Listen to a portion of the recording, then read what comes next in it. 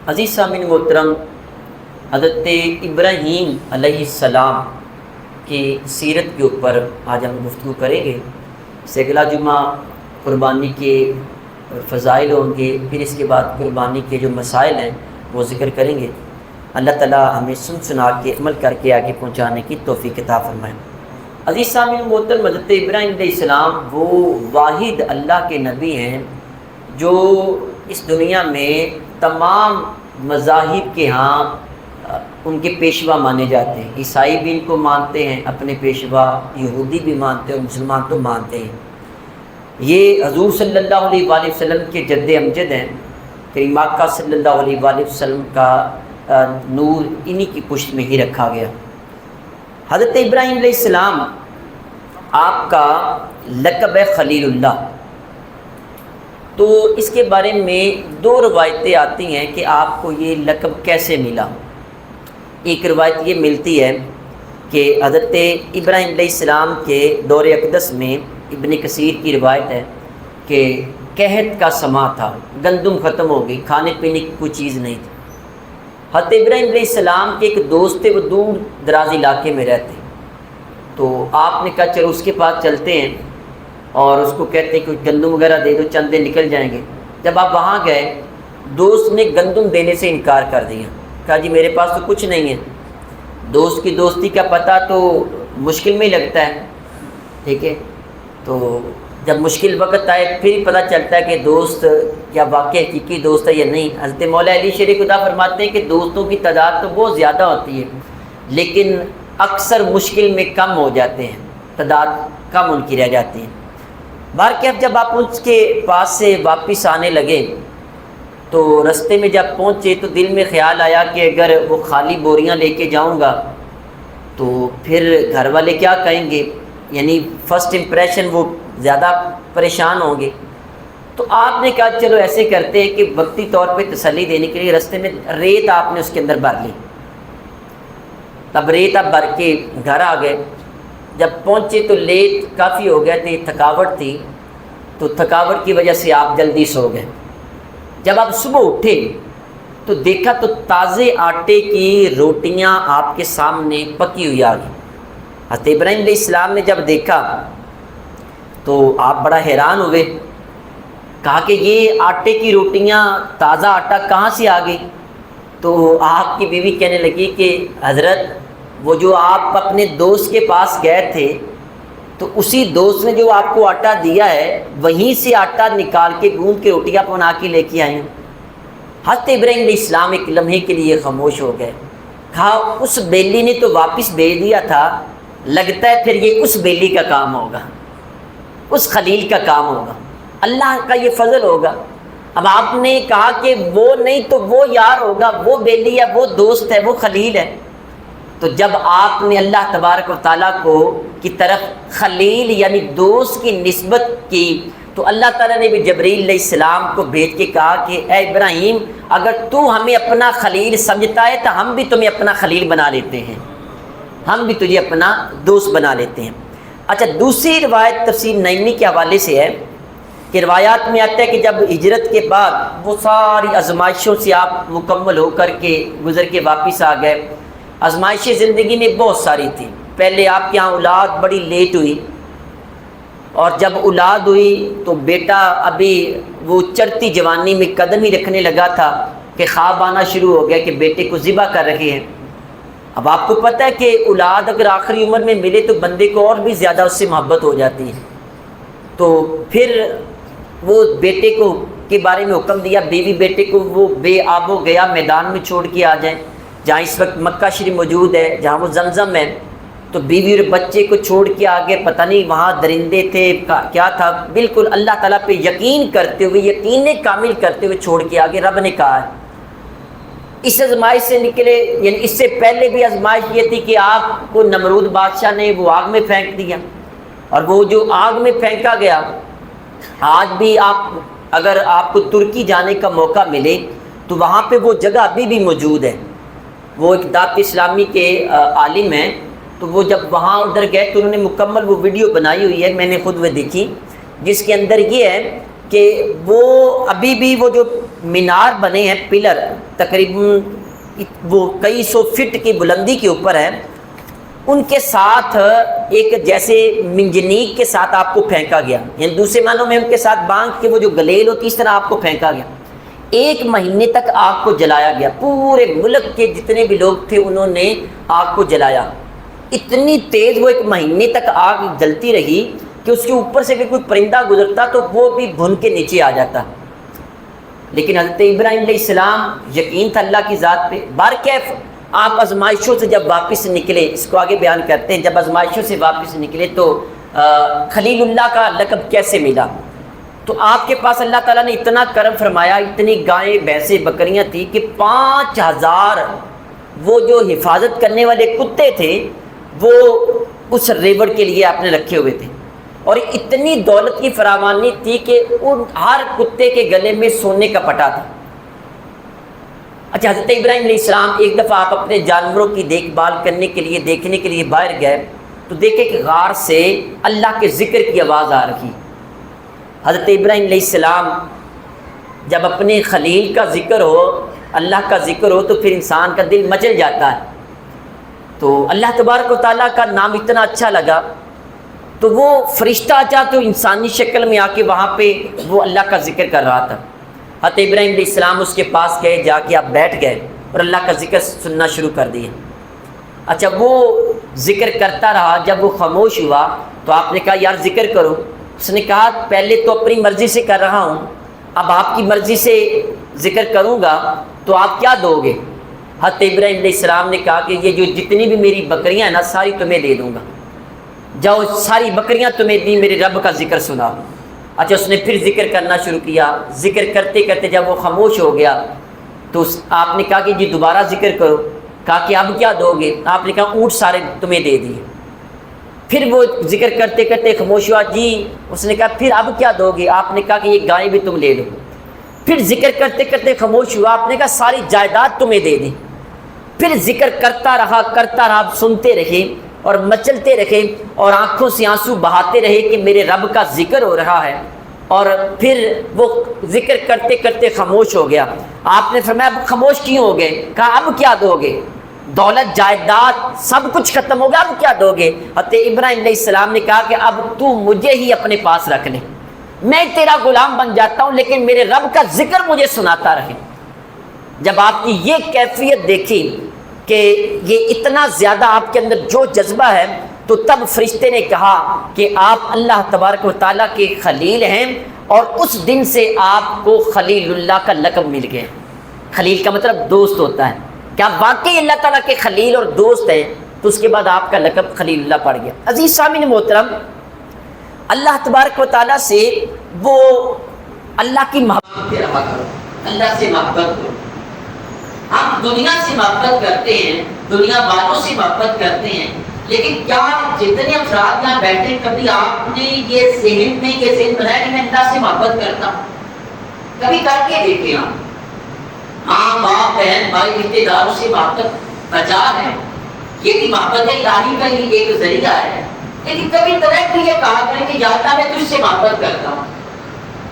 کبھی اس کنسپٹ کو، یہ جو تصور ہے، اس کو اپنے ذہن میں سوچنا شروع کرے اور دل کے اندر کیفیت پیدا کرے کہ میں اپنے رب سے محبت کرتا ہوں۔ پھر ذرا دیکھنا کہ آپ کے ذہن کے اندر خوشبو پیدا ہوتی یا نہیں ہوتی، آپ کے دل کے اندر کیسی مٹھاس پیدا ہوگی جب آپ یہ کہیں کہ میں اپنے رب سے محبت کرتا ہوں۔ اور حضور صلی اللہ علیہ وسلم کے حدیث ہے، آپ صلی اللہ علیہ وسلم دعا کیا کرتے ہیں، اللہم انی اسألک حبک، یا اللہ میں تجھ سے تیری محبت کا سوال کرتا ہوں، وحبک من یحبک، اور یا اللہ اس شخص کا کی محبت کا بھی تجھ سے سوال کرتا ہوں جو تجھ سے محبت کرتا ہے۔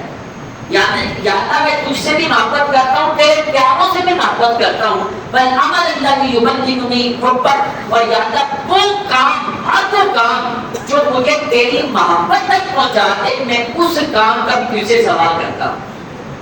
یعنی یہ ڈائریکٹ انڈائریکٹ ہر لحاظ سے اللہ تعالیٰ کی محبت کا سرکار سوال کریں گے، اور پھر یہ فرمائیں گے اللہم اجعل حبک احب الی من نفسی و اہلی و من المال والد۔ بڑے پیارے، اللہ اپنی محبت مجھے پیاری کر دے، میری جان سے، میرے گھر والوں سے اور سب پانی سے بھی بڑھ کر مجھے اپنی محبت مجھے پیاری کر دے۔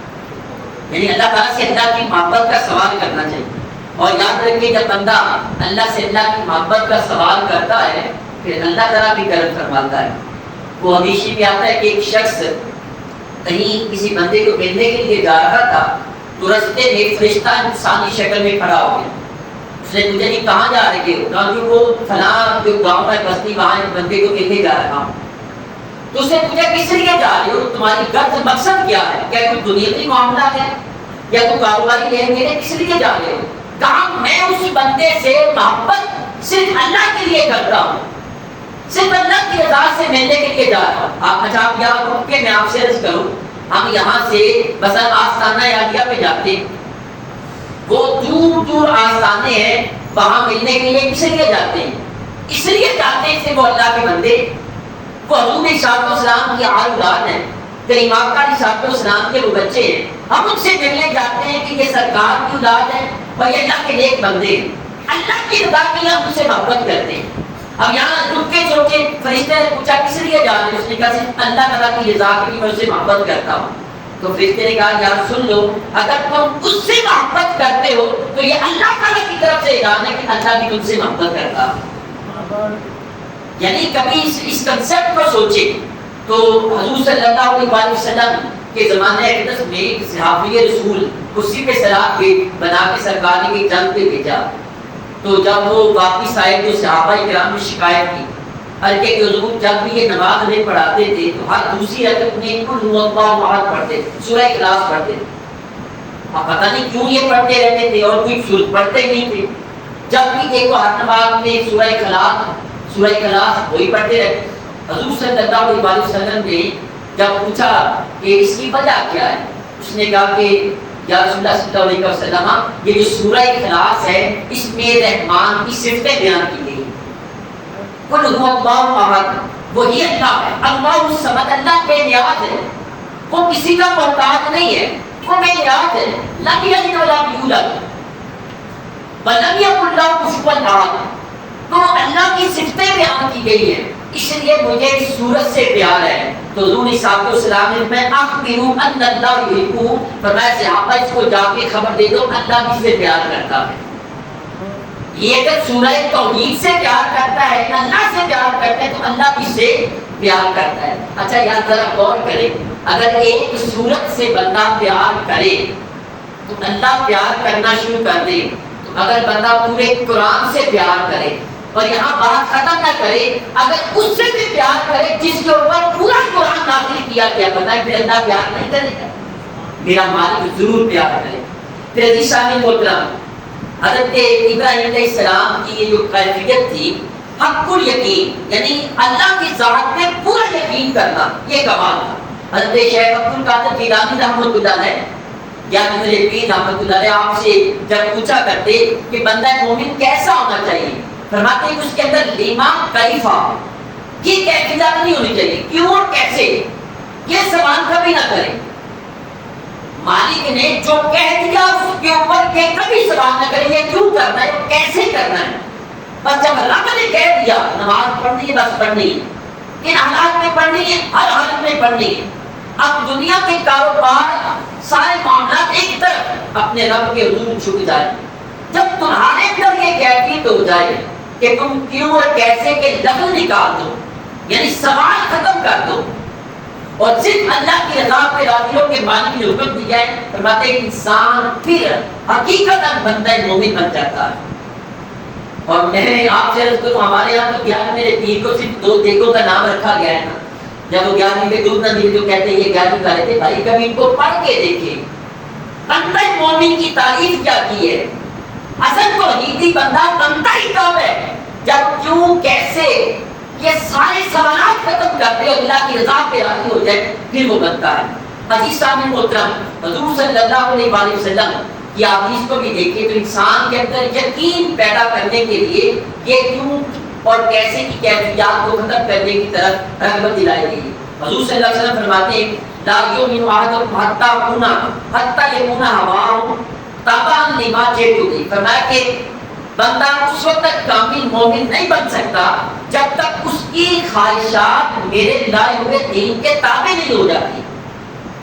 حضور صاحب السلام کا جو دین ہے، آپ کی تمام خواہشات ان کو فالو کریں، ان کے تابع ہو جائیں، تو پھر انسان کا ایمان پھر قابل ہوگا۔ عزیز سامعین محترم، یاد رکھیں یہ جو یقین ہے یہ اللہ تعالیٰ کی بہت بڑی دی ہوئی دولت ہے۔ حضور صلی اللہ علیہ وآلہ وسلم یہ دین کی پرچار کرنے والے علماء فرماتے ہیں، کہتے ہیں کہ جس طرح روح کے بغیر انسان کا جسم ہوتا ہے، اسی طرح انسان کا ایمان یقین کے بغیر ہوتا ہے۔ آپ کا یقین کامل ہونا چاہیے۔ جب یقین پختہ انسان کا ہوگا تو پھر ساری دنیا انسان کے قدموں کے نیچے آئے گی۔ اور اسی طرح اللہ تعالیٰ قرآن پاک میں وَفِي الْأَرْضِ آیَاتٌ لِلْمُوقِنِينَ فرمایا کہ اس زمین میں یقین کرنے والوں کے لیے ڈھیروں نشانیاں ہوئی ہیں۔ یاد رکھنا، جب آپ کا یقین پختہ ہوگا پھر آپ کو ایمان لانے کا بھی مزہ آئے گا۔ آج ہمارے یہاں یقین نہیں ہے، ہمارا یقین کو ڈگمگا رکھا ہے۔ بلکہ میں آپ سے عرض کروں کہ ہمارے معاشرے میں یہود و نصارہ کی طرف سے بہت بڑی جنگیں مسلط کی گئی۔ سوشل میڈیا کے اوپر کچھ ایسے تھنکر بنا دیے گئے، ایسے سکولر نام نہاد سکولر بنا دیے گئے جو ہمارے نوجوانوں کے اندر یقین کی کیفیات کی جڑیں کاٹ رکھے، یقین ختم کر رہے ہیں۔ اور یہ اللہ کے بارے میں یقین کو ختم کیا جا رہا ہے، یہ تو کچھ بھی نہیں ہے۔ ہر چیز کے اوپر دلیل مانگنے کی کوشش کرتے ہیں۔ جی ہمیں یہ بتائیں، ایون کے کئی سارے ایسے نوجوان مسجد کالج میں موجود ہیں جو تہلے بن گئے، ایتھیسٹ بن گئے، وہ اللہ تعالیٰ کے وجود کا انکار کرنا شروع کر دیا۔ اور یہ کام ہمارے وہ جو نام نہاد سو کالڈ اسکالر ان کا ہے کہ وہ کر رہے ہیں کہ لوگوں کے اندر اس یقین کو کم کرنے کی کوشش کی جا رہی ہے۔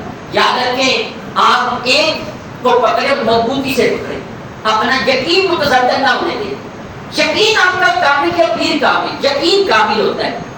آپ کبھی غور کریں، ہمارے معاشرے میں کئی مرتبہ یہ جو لوگ ریگستان میں رہتے ہیں، وہاں پر سانپ کاٹ دیں، کا ڈبل 1 ڈبل 2 وہاں پہنچے کیا تھا اسپورٹ نہیں پہنچ سکتے۔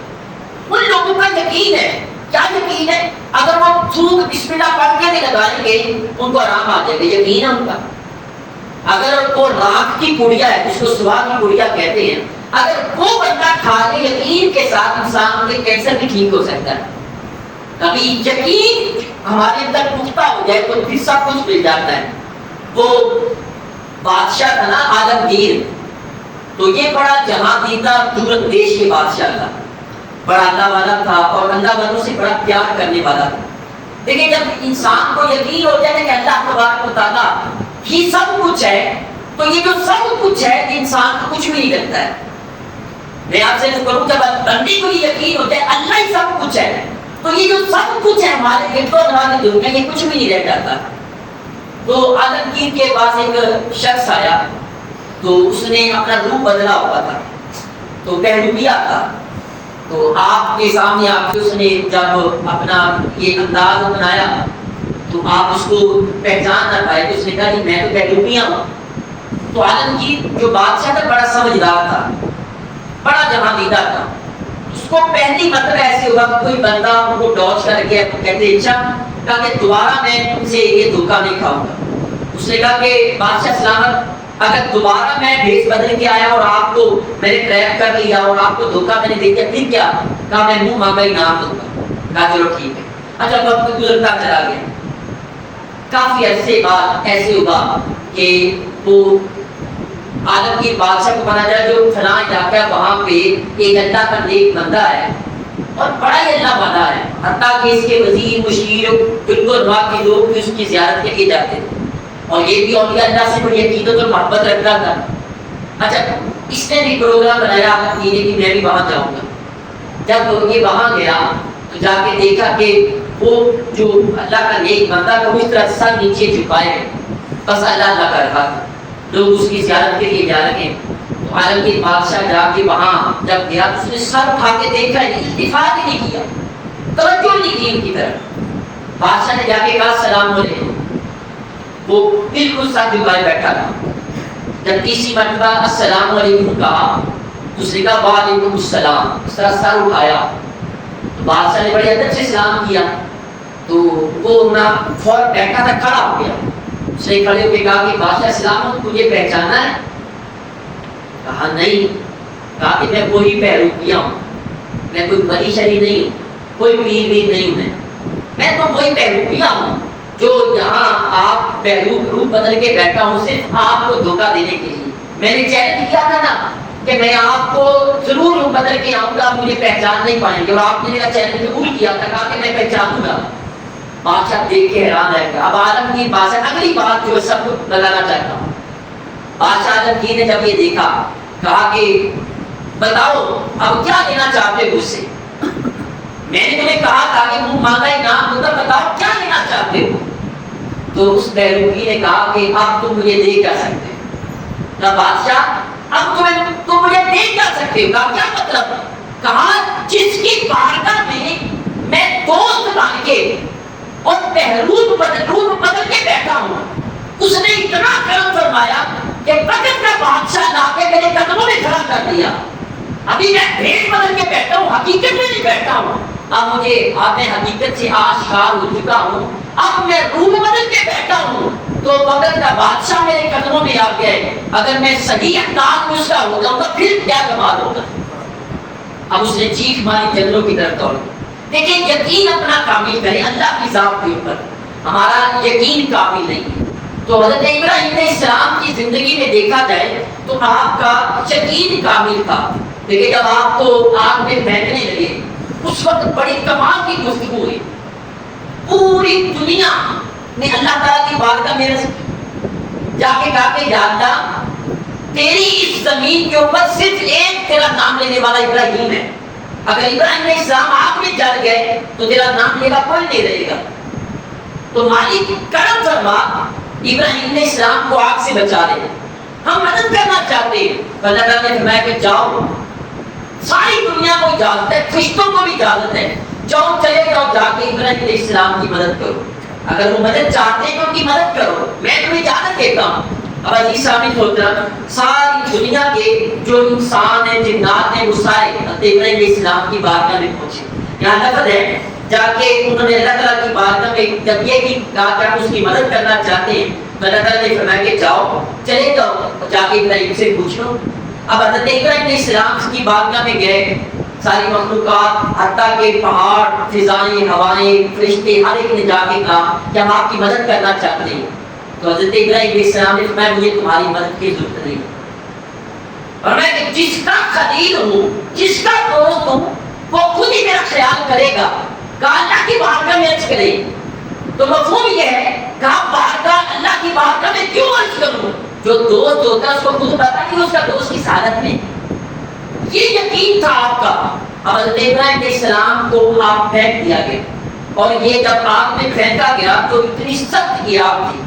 میں نے آپ سے عرض کروں یہ تقریباً 1 مہینے تک اس کو جلایا گیا، اوپر سے پنڈا گزرتا تو وہ دھل کے اس کے اندر گر جاتا. تو حضرت ابراہیم علیہ السلام کو پھینکا گیا تو یقین کامل تھا اللہ کی ذات میں بچانے والا اللہ. آپ دیکھیں کہ میں آپ سے ایک مثال دے کے عرض کروں. اب چھوٹا بچہ ہے، آپ اس کو اس طرح پکڑ کے بازو اسی طرح اچھالتے ہیں. اکثر بچے ایسے جب اچھالا جائے تو وہ ہنستے ہیں، مسکراتے ہیں. کیوں؟ ان کو یقین ہے کہ نیچے کوئی تھامنے والا موجود ہے. بچہ ہوا میں ہے، فضا میں ہے، وہاں کوئی سہارا نہیں ہے، گرنے کا اندیشہ اس کے سامنے ہے، لیکن اس بندے کو یہ پتا ہے بچے کو نیچے مجھے کوئی سہارا دینے والا ہے. یقین مانے کہیں ہمارا اتنا یقین اللہ کی ذات پہ ہو جائے، اگر مکان سے بھی گرا دیا جائے ہمیں یقین ہو تو ہمارا اللہ ہم کو بچائے. وہ سرکار دو عالم صلی اللہ علیہ وسلم آپ تشریف فرما تھے تو ایک کافر نے آ کے تلوار سونک لی آپ کے اوپر، ایسے لڑکا لی. تو کریم آقا صلی اللہ علیہ وسلم اٹھے تو آپ اس آنکھیں کھولی تو اس کے اوپر روک تاری ہو گئی. لیکن وہ کہنے لگا کہ کون آپ کو اس سے بچائے گا؟ سرکار دو عالم صلی اللہ علیہ وسلم نے بنا سوچے سمجھے کہا مجھے میرا اللہ بچائے گا. یقین کامل تھا میرا اللہ بچائے گا. اتنی بات کی تو اس کے ہاتھ کانپنے لگے، تلوار کے کی آپ نے پکڑ لی. میں آپ مجھے بتاؤ تمہیں کون بچائے گا؟ تو اس نے کہا جناب آپ بڑے حلیم الطبع ہیں اور آپ بڑے عظیم انسان ہیں، یقیناً رحم والا معاملہ کریں گے تو تم اس کو معاف کر. یقین اللہ کی ذات پہ آپ اتنا قابل ہو، پھر دیکھنا میرے ماضی کی کرم نوازیاں کیسی ہوتی ہیں. لیکن میں آپ سے عرض کروں جس طرح حضرت ابراہیم علیہ السلام کا یہ یقین تھا، یہ ہمارے پاس یقین ناپید ہو رہا. ہم اللہ کی ذات پہ یقین کم کرتے ہیں، ہم اسباب پہ یقین زیادہ کرتے ہیں. آپ اسباب اکٹھے کریں لیکن آپ کی نگاہ ہمیشہ مسبب اسباب کی طرف رہنی چاہیے. یعنی وہ جو اسباب پیدا کرنے والا ہے جب اس پہ آپ کا یقین ہوگا پھر یہ دنیا کی جتنی بھی آزمائشیں ہیں یہ آپ کو کوئی بھی ستائیں گے نہیں. آج ہمارے یہاں شکوے شکایتیں بہت بڑھ گئی کیونکہ ہمیں یقین نہیں ہے. اچھا اگر ایک بندہ نماز کے بعد دکان بند نہیں کرتا، میں یہی کہوں گا اس کا یقین کہاں ہے؟ اللہ کی ذات پہ یقین نہیں. اس کو یہی ہے نا کہ میں اگر بند کروں گا تو میرے گاہک چلے جائیں گے، تو اسے کون دیتا ہے؟ اللہ دیتا ہے. یعنی مطلب یہ کہ راضی کی ذات کے اوپر اس کا یقین کام ہے. آپ یقین کامل کریں پھر دیکھنا اللہ تعالیٰ کی طرف سے کیسے کرم نوازی ہوتی ہے. اللہ تعالیٰ کی بارگاہ میں دعا ہے جو